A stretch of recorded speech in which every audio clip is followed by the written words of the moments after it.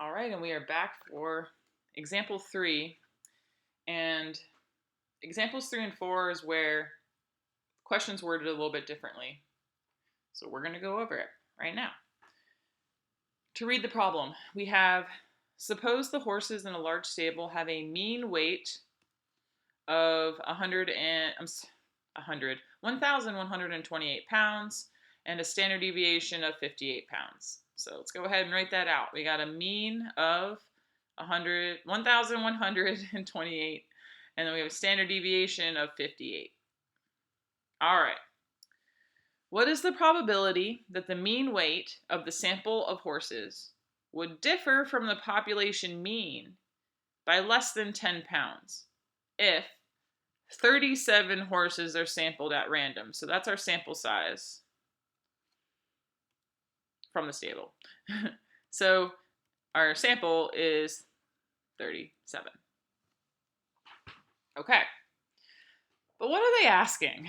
So let me highlight in a different color.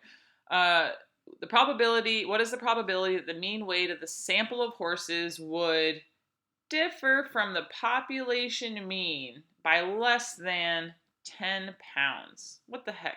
Okay, let's draw a picture because pictures help. Try to make this one big. Okay. So, I'm sorry, this crooked line is throwing me off. I don't know why I have such a hard time drawing straight lines. Maybe it's a little better. Anyway, that's going to have to do for now. Okay, so remember in the middle here, it's the mean of the sample means, which is equal to the population mean. So this middle data point is 1,128. And they want to know the probability that the mean weight of the sample of these horses is going to differ from the population mean by less than 10 pounds. We'll deal with the less than in a minute. Let's focus on differing by 10 pounds. So basically, when we have problems like this, differ from, and then they give you this number, we're going to be adding and subtracting that number to 128. We want to figure out which data point is 10 pounds greater than 1,128, which that's an easy math. That's 1,138. And we did that by literally just adding 10. And then we can subtract 10. Whoops, I put the answer and not the actual number. We want 1,128 minus 10, which will give us 1,118. Okay.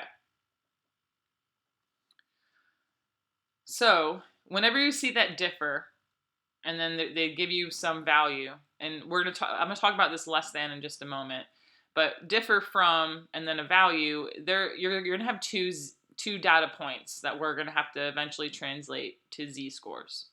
And you're just, whatever that value they give you that is differing, you're going to add that value and subtract that value. And these are going to be the data values that we are focused on. Now let's talk about this less than piece.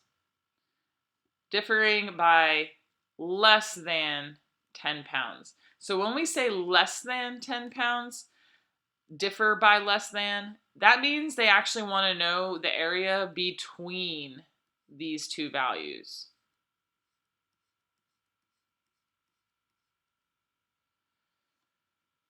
All right, so we're going to try to find the area between. So if we say differ by less than,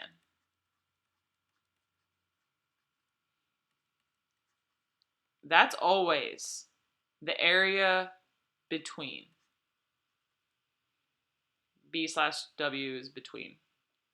Always, always, always. Differ by less than. You got to find those, two data points that they're referring to by, adding and subtracting that value they give you. And then we are trying to find the area between those 2 points. Okay, so let me write this out in a probability statement. So we want to know the probability that our sample mean is between these two values. And the way we write that out is 1,118 is less than our sample mean x bar, which is less than 1,138. So we need to translate both of these points, these data points, to z-scores. All right, so I'm going to bring that down here. Z is equal to, let's start with this first one, 1,118 minus 1,128 all over, 58 over the square root of 37. Okay, well, 1,118 minus 1,128, that's negative 10, which makes sense because we subtracted 10, right? 1,128 minus 10 gave us that number. So you'll notice that there'll be a pattern with these, that this top number is going to match, what they wanted you to figure out how, what it differs from. One's going to be negative, one's going to be positive. With the smaller number, it's going to be negative, and then the bigger number will be positive. For right now, I'm going to go ahead and just rewrite this bottom part, and then I would plug this into Desmos, and you should get negative 1.05. So something nice is going to happen with these problems. I'm going to go ahead and work out and find out this other z. All right, I'm going to go ahead. I'll call this z1. I'll call this z2 because technically we are working with two different z scores. Okay, so now we plug in 1,138 all over 58 over the square root 37. Okay, well, simplify the top. It's 10. It's just positive 10 this time. And I'm just going to leave the bottom the same. So notice it's the same exact problem as, z1, except it's just a sign change.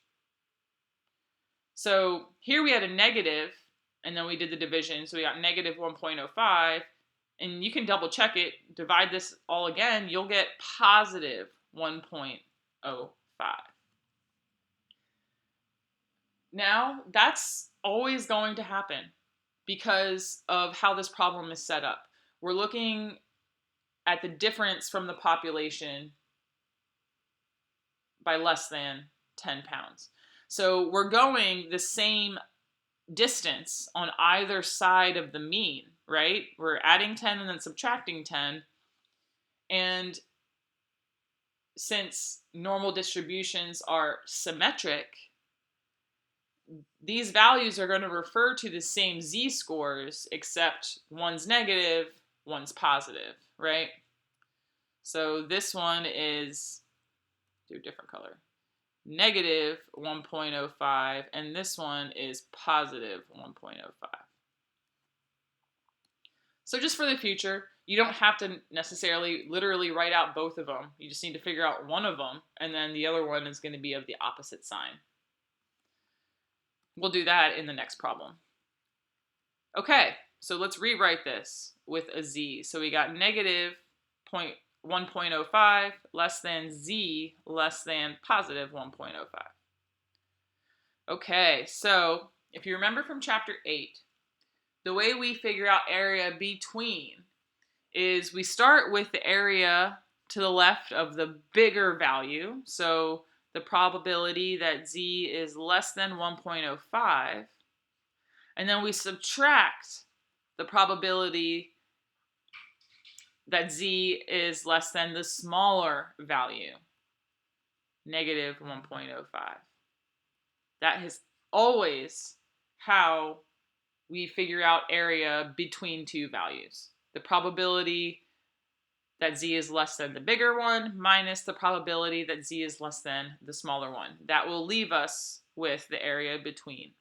And if you want more information on that, you can look back at my chapter 8 videos. Okay, So at this point, it's just a matter of looking these things up, because this is less than, that means it's to the left, to the left. Everything in the z tables is given to us to the left. So we don't have to do anything else. We just got to look up these values. So we've done this quite a few times. So hopefully you are comfortable with looking up z values in the z table. So I'm going to go ahead and just skip to what the answer should be, and then you can double check to make sure you're getting the right answer. So you should have 0.8531 minus, looking up negative 1.05 in that z table, you should find 0.1469. And then subtract these two areas, we are left with 0.7062. And that, my friends, is our answer. So the probability that a randomly chosen sample of horses, let me restate that. The probability that the mean of a randomly chosen sample of horses is between 1,118 and 1,138 is 0.7062. Pretty high probability. Okay, so there was a lot to this problem. Kind of zoom out so you can see it all. I'm going to go ahead and put the next example in the next video. I don't like to make videos that are too long, and it might be helpful so that examples are all in different videos, so you can click exactly if you need to re-look at these videos because you're stuck on a homework problem. You can just click on the exact video you need, right? Okay, so see you then.